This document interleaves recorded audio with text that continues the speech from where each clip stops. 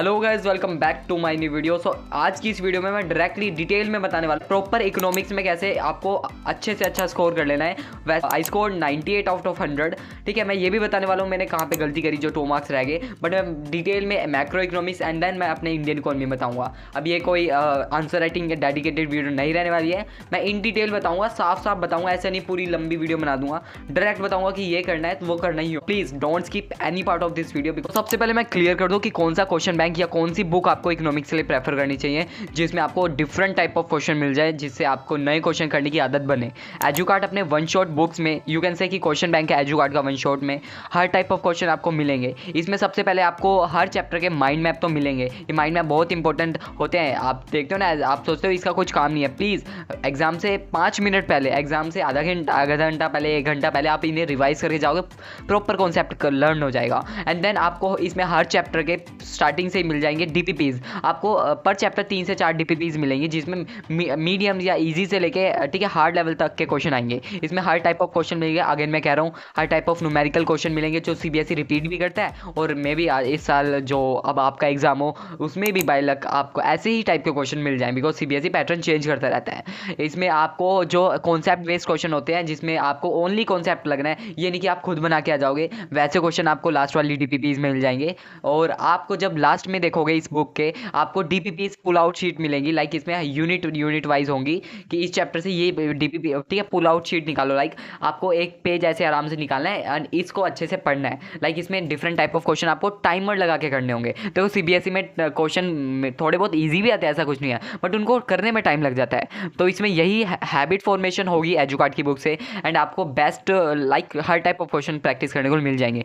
One shot आपको क्या करना है कि लाइक आपको 20% एक्स्ट्रा डिस्काउंट मिलेगा अगर आप मेरा कूपन ग्रैब20 जो स्क्रीन पे दिख रहा है वही यूज़ करोगे। एंड लिंक डिस्क्रिप्शन में, लाइक चेक करो मेरी डिस्क्रिप्शन में, वहाँ पे लिंक होगी, वहाँ लिंक में जाना। आपको 20% एक्स्ट्रा डिस्काउंट के लिए ये कूपन कोड यूज़ करना है, आपको एक्स्ट्रा मिल जाएगा डिस्काउंट। ज़्यादा तुम्हारा टाइम वेस्ट करूंगा नहीं, मैं साफ साफ बता रहा हूँ, मैंने पॉइंटर लिख लिए हैं, तुम्हें वही करना है। ठीक है, देखो रिपीटेडली मल्टीपल टाइम रिवीजन करनी है आपको हर चैप्टर की till your board exam. You know मैंने अपने हर चैप्टर की इतनी बार रिवीजन करी थी इकोनॉमिक्स में, इतनी बार तो हमारी क्लास टीचर नहीं करा दी थी। एंड उसके बाद एक्स्ट्रा मैंने घर पे भी करी। मेरे हर मैंने लाइक तुम कहते हो संदीप गर्ग बुक होगी, हमारे पास रजत सर हैं, रजत सर के नोट्स और उनके लेक्चर, अपने सुनील पांडा सर हैं, सीए पराग गुप्ता है, लव कौशिक सर हैं, एंड ठीक है तान्या मुंजाल मैम है। मैंने हर किसी के लेक्चर देखे हैं।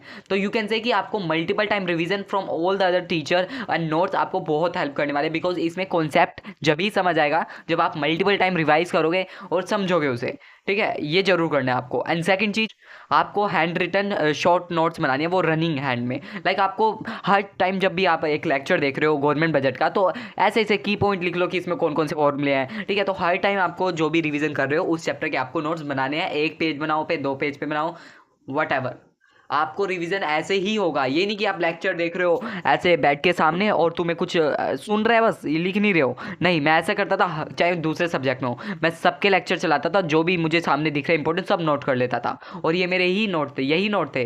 लास्ट में अगर प्रॉपर नोट्स बनाए पीडीएफ यूज़ कर लो, बट ये जो short notes handwritten running notes हैं आपको ये बनाने ही पड़ेंगे, क्योंकि मल्टीपल टाइम रिवीजन करोगे, कुछ तो दिमाग में जाना चाहिए। ये नहीं लगेगा कि मैंने बस वीडियो देख लिया है और छोड़ दो। ये बहुत प्रैक्टिकल चीज़ बता रहा हूँ, ये हवा में बातें नहीं कर रहा, ये मेरी खुद एक्सपीरियंस चीज़ है, मैंने खुद यही किया है। तो मैं वही बता रहा हूँ जो मेरे पास एक्सपीरियंस है। ये मैं कुछ टॉक्सिक टीचर्स की तरह नहीं हूँ, वैसे टीचर टॉक्सिक नहीं होते, सॉरी। जैसे आपने एक चैप्टर 1 किया नेशनल इनकम में प्रॉपर आपने लेक्चर देखा, आपने उसके रनिंग ठीक है हैंड रिटन नोट्स बना लिए, पॉइंटर लिख लिए। अब कुछ दिन बाद क्या करोगे, आप दूसरे टीचर से जाओगे। आपने स्कूल में पढ़ा, फिर दूसरे टीचर यूट्यूब से पढ़ लिया, उनके हैंड रिटन छोटे छोटे नोट्स बना लिए। अब 1 हफ्ते बाद तो आपने किसी और टीचर के देख लिया, टाइम लगा, पेपर टेस्ट आ रहा है, किसी और टीचर के शॉर्ट नोट्स बना के हैंड रिटन रिवाइज करके चले गए।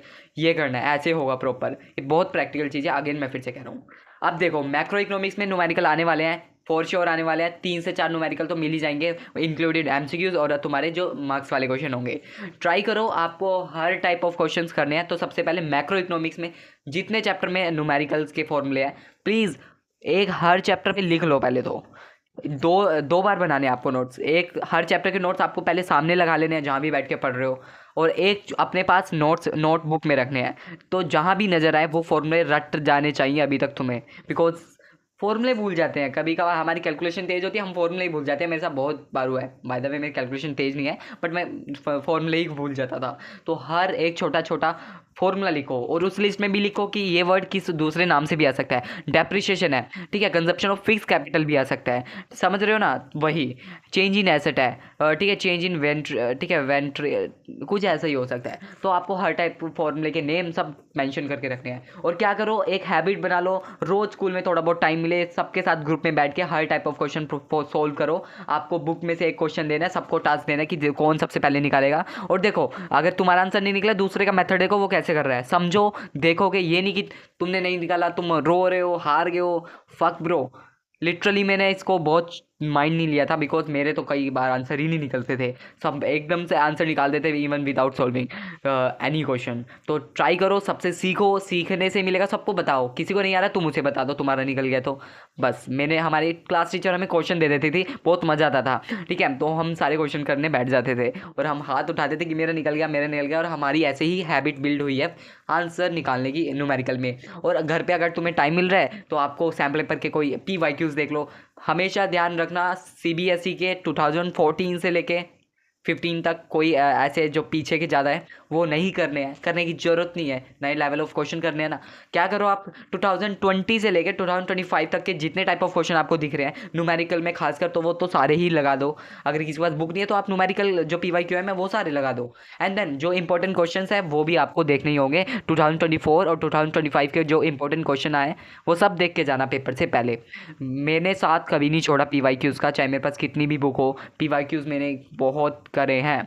रिवीजन के बाद जो नेक्स्ट इंपॉर्टेंट मेरा यही आता है, ठीक है, समझ रहे हो। और हाँ, ये आपको कहाँ मिलेंगे, गूगल पे जाना, PYQs क्या लिखना, CBSE मार्किंग स्कीम, आपको उसके आंसर भी मिल जाएंगे। CBSE की ऑफिशियल साइट पे आपको उसके पूरे पेपर मिल जाएंगे, ठीक है। हर सेट मिलेगा, डिफरेंट डिफरेंट सेट होते हैं CBSE में। ये नहीं कि एक पेपर दो पेपर दे दिए छुट्टी। CBSE भी बहुत चालाक है, हर रीजन में अलग होता है। दिल्ली रीजन का अलग पेपर होता है। तो ट्राई करो, सारे क्वेश्चन ओवरव्यू देख लो किस टाइप ऑफ क्वेश्चन आ रहे हैं। मैं तो कह रहा हूँ भाई, न्यूमेरिकल तो तुम सारे कर ही जाना, तुम्हारी ऐसे हैबिट बनेगी कि like amazing, you will feel कि यार बहुत अच्छे से आराम से सॉल्व हो रहे हैं क्वेश्चन।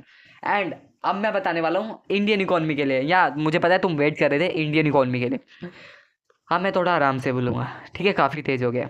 इंडियन इकोनॉमी में देखो, proper history, proper you can say कि थोड़े बहुत फैक्ट है लास्ट वाले चैप्टर्स में, ठीक है। हिस्ट्री, पॉल साइंस कह सकते हो। इसमें आपको बिना नोट्स के, बिना सीनियर के नोट्स से आपको पढ़ाई करके लाइक आपको मज़ा नहीं आएगा। NCERT तो छूना मत। अगर थोड़े बहुत लेक्चर देखने हैं तो नेहा जहांगीर मैम के लेक्चर देखो, वो NCERT में वन शॉट पढ़ा देती है इंडियन इकोनॉमी के लिए ओनली, ठीक है। वरना आपको आपके सीनियर के नोट्स, आपको कोई भी PDF मिली है नोट्स के, वो करो। और जैसा मैंने कहा मैक्रो के लिए कि हर लेक्चर देख रहे हो शॉर्ट नोट्स बना लो, ऐसे कीवर्ड लिख लो। हर टॉपिक इंपॉर्टेंट है इंडियन इकोनॉमी में, डायरेक्ट क्वेश्चन मोस्टली आ जाते हैं, ठीक है। बट एक दो थोड़े उससे लास्ट वाले चैप्टर से थोड़े इनडायरेक्ट क्वेश्चन आ सकते हैं। लास्ट वाला चैप्टर अभी मुझे पता नहीं क्यों, हाँ, इंडिया, चाइना एंड पाकिस्तान, उससे थोड़ा बहुत बना के आ सकता है क्वेश्चन। और एक और चैप्टर है रूरल, ठीक है, रूरल बैंकिंग कुछ करके है, ऐसा कुछ नाम है, तो उससे भी आ सकते हैं।